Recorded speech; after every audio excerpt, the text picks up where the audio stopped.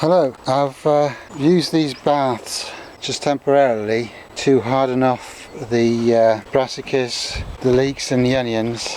Next year obviously I'll have the cold frames built, but this year I haven't, so these will do temporarily. They'll be fine. I mean, they're big enough to stand a little frost.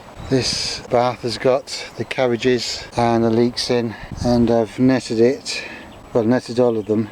I put the leeks and onions under the netting as well because the pigeons will probably have a go at it.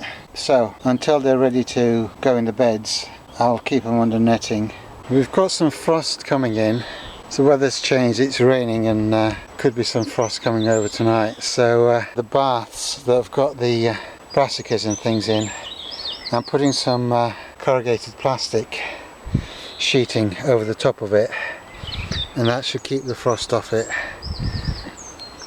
I mean, it's leeks and onions will be alright. The brassicas are still a touch tender, so just to be on the safe side, I'm covering them up.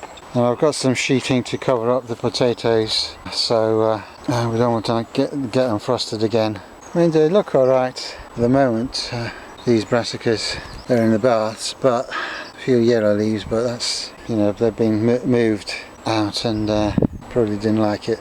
The broccoli seems alright. Red kale is okay. Cavallonera, we had just about freezing the other night and it wasn't covered, so the Cavallonera is going a little bit yellow on some leaves, but that kale recovers quickly, so that shouldn't be a problem. But it's going to be another freeze tonight, so I'm going to cover everything up.